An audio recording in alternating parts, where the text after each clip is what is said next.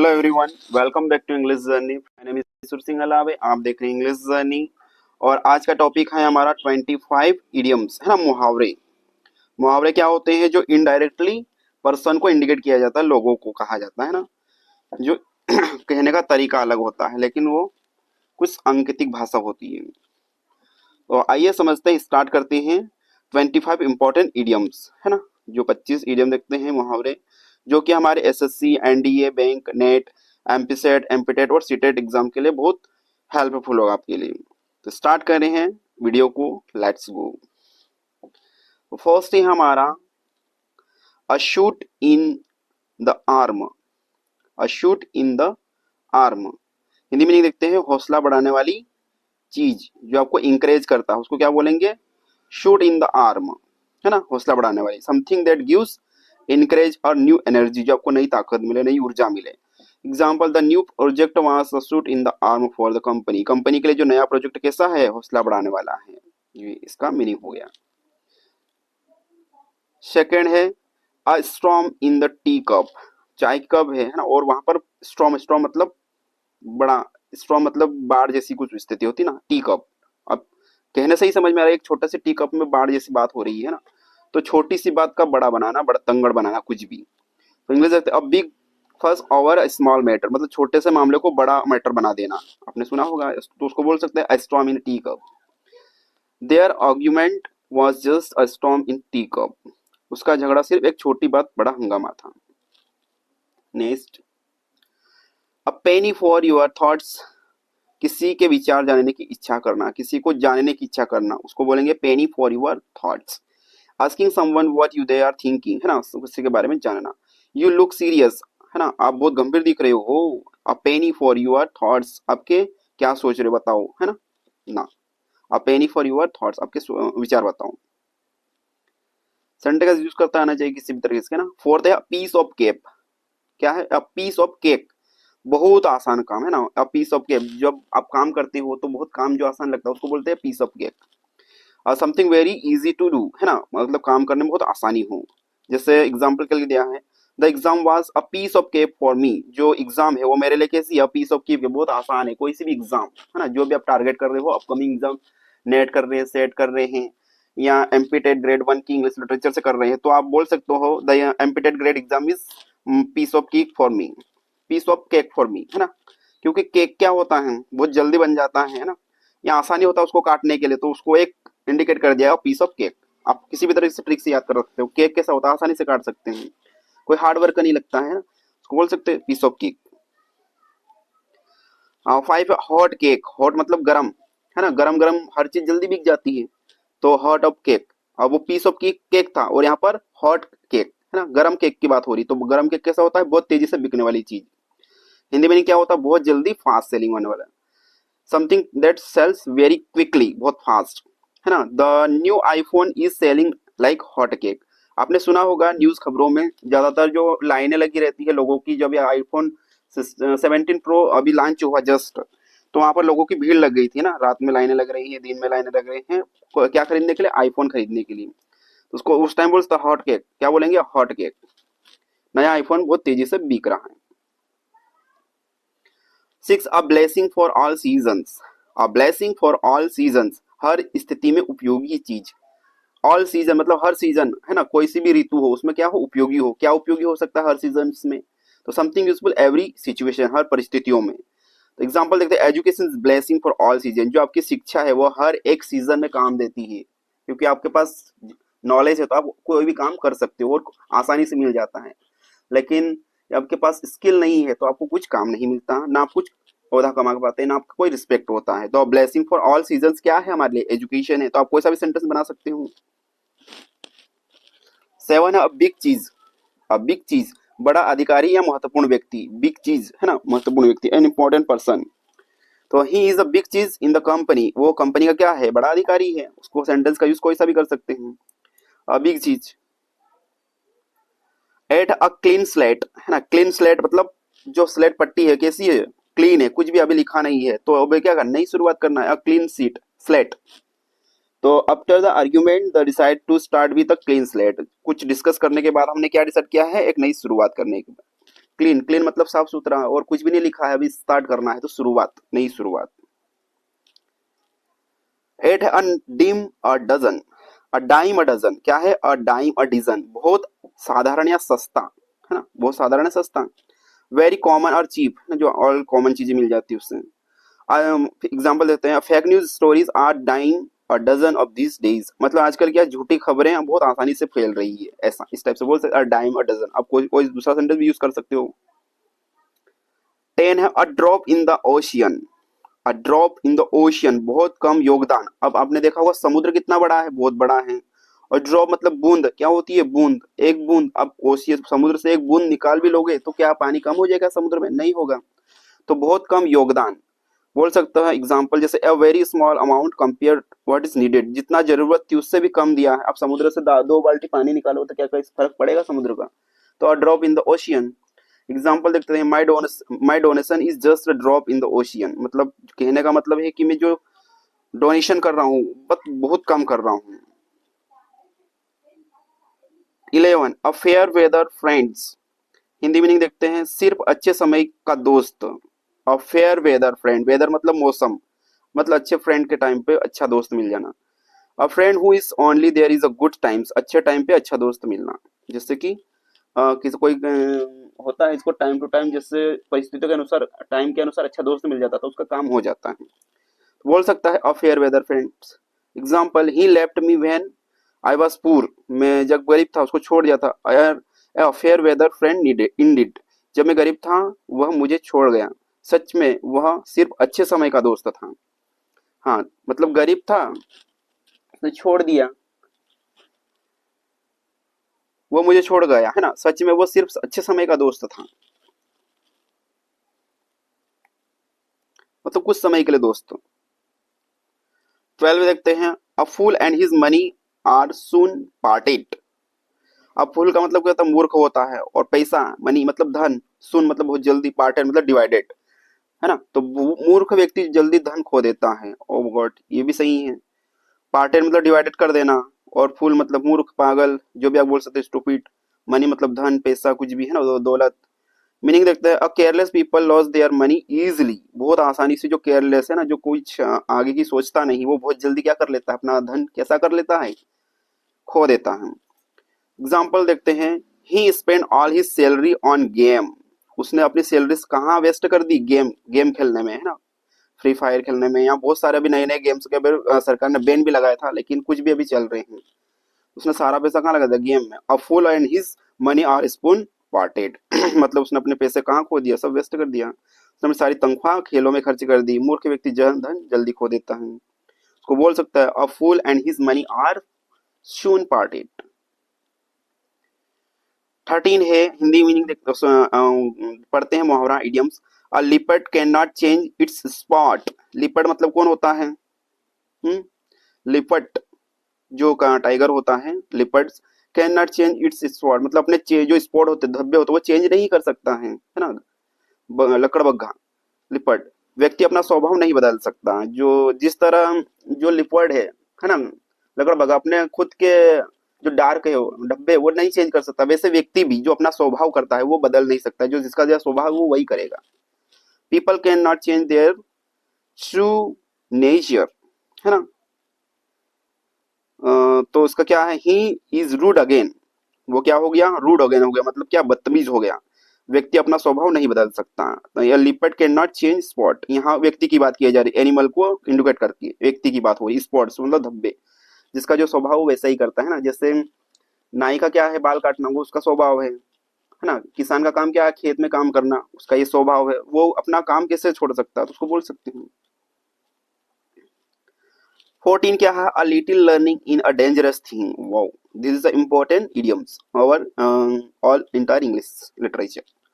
तो हिंदी में नहीं देखते, अधूरी जानकारी खतरनाक होती है, दिस इज राइट, सच्ची बात है कि आपको यदि जानकारी नहीं है तो उस चीज को आप करना ही करना है, आपको डिटेल नॉलेज लेना ही जरूरी है। आप डॉक्टर बन जाते हो और आपको नॉलेज ही नहीं है तो आप कैसे आधे पेशेंट को कैसे मार डालोगे, है ना। तो इससे अच्छा कि अपन पूरी डिटेल जानकारी ले लें।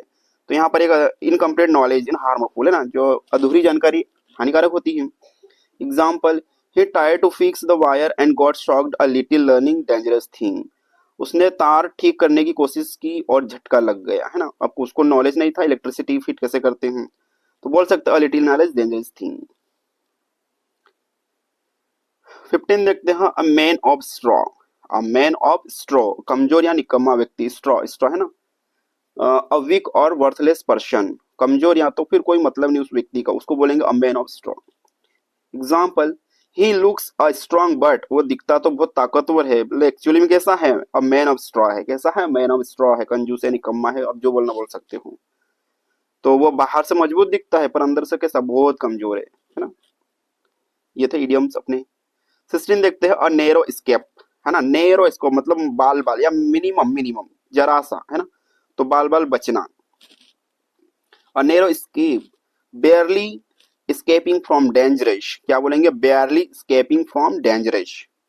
तो एग्जाम्पल देखते हैं, he had a narrow escape in the accident, मतलब वो दुर्घटना से कैसे बचे, बाल बाल, मतलब थोड़ा सा और ज्यादा जाते तो एक्सीडेंट हो जाता, मतलब बच गए, उसको बोलेंगे नैरो escape।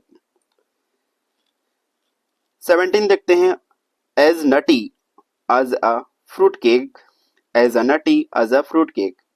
हिंदी में देखते हैं बहुत पागल या अजीब व्यक्ति। बहुत सारे तो ऐसे व्यक्ति जो अजीब हरकतें करते रहते हैं। इंग्लिश, वेरी स्ट्रेंज, क्रेजी, है ना। The example, that man talking to trees in is, the man talking to trees is as nutty as a fruit crack. जो आदमी है वो पेड़ों से बात कर रहा था, वो पूरी तरह पागल। अब पेड़ों से कोई बात करता है क्या, है ना। लेकिन इंसान क्या है, आजकल ज्यादातर पत्थरों से और पेड़ों से ही बात करने लग गए, क्योंकि इंसान कोई अच्छा मिल ही नहीं पा रहा, इस कारण वो बोल सकता है बहुत पागल या अजीब हरकतें करते भी रहते हैं। As nutty as a fruit cake, as nutty as a fruit cake, as nutty as a fruit cake, है ना, अजीब हरकतें करना। 18 देखते हैं, a picture points to, a picture paints a thousand word. Thousand मतलब हजार शब्द, और पिक्चर एक है।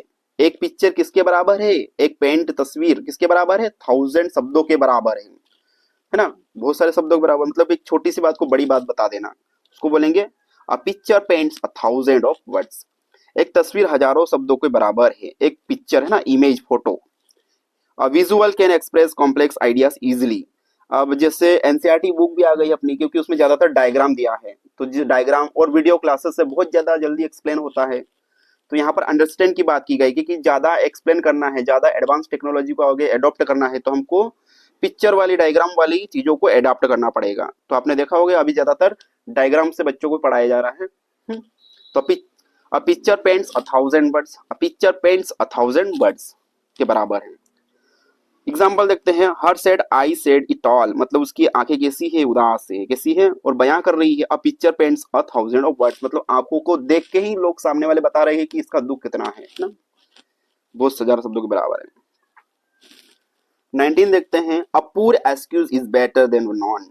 अ poor excuse is better than none. Excuse मतलब बहाना, पूर मतलब अच्छा ना, गरीब तो बोलते उसको। कोई बहाना ना होने वाला बहाना अच्छा है। कोई बहाना बनाने से अच्छा कोई बहाना ही ना बनाना, ऐसा। बेटर देन नन, कोई बहाना नहीं बनाना। Any excuse is better than nothing. Excuse बहाना बना से कुछ करना ही नहीं चाहिए, ऐसा। ही ब्लेम द रेन, वो किसको दोष दे रहा है, रेन, बारिश को। क्यों दे रहा भैया, उसने बारिश को दोष दिया। अब पूरा एक्सक्यूज बेटर देन नन, कोई बहाना ना होने से अच्छा, कोई बहाना न होने से बहाना अच्छा।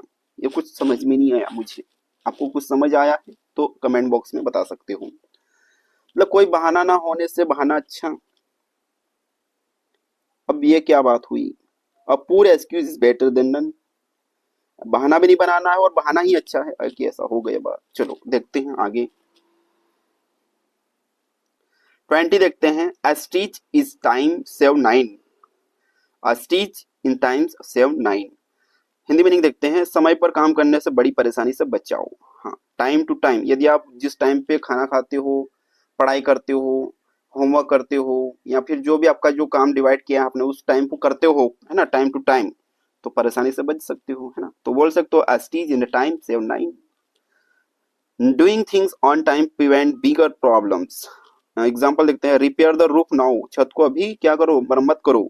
एस्टीज टाइम सेव 9, समय पर काम करने से बड़ी परेशानी से बच सकता है। यदि आप छत को रिपेयर नहीं करोगे तो छत आपके ऊपर गिर जाएगी, तो उसको समय रहते ही क्या कर लो, काम कर लो, उसको रिपेयर कर लो।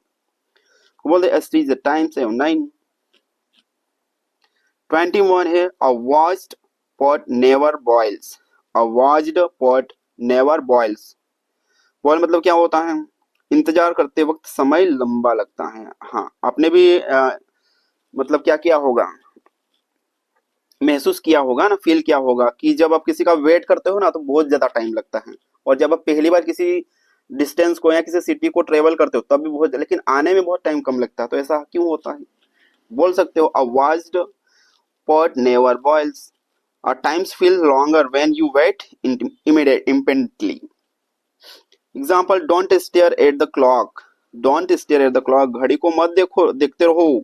A watch the put never boils. इंतजार में समय लंबा लगता है ना, घड़ी को मत देखो, आगे काम करते रहो। 22 वर्ड से हमारा a words to the wise. A words to the wise. Wise मतलब क्या होता है? बुद्धिमान होता है। वर्ड मतलब शब्द होते हैं, है ना। तो समझदार व्यक्ति को हल्का इशारा ही काफी है। आप बोल सकते हो समझदार को इशारा काफी। A word a word to the wise, है ना। A word to the wise, a word to the wise, बुद्धिमान को इशारा काफी है।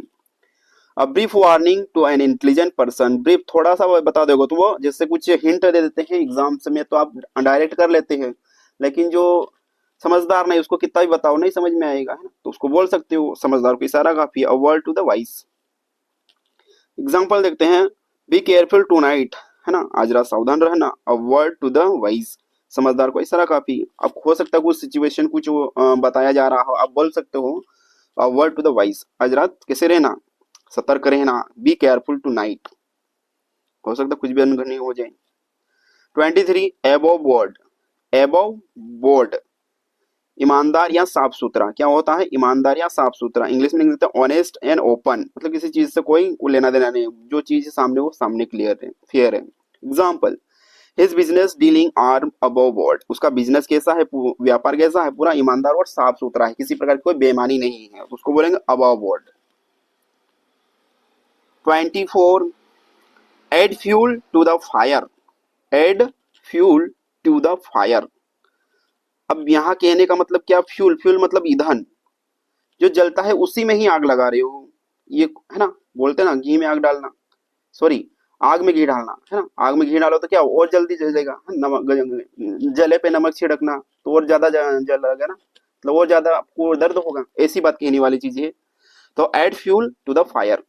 Add fuel to the fire, स्थिति को बिगाड़ना या परिस्थिति को और बिगाड़ देना। अब देखते हो ना बहुत सारे लोग जो सुधारने जैसे भी कुछ सुधारने तो कम, सुधार काम कम होता है, लेकिन बिगाड़ने के लिए लोग ज्यादा उतावले होते हैं, देखते हैं।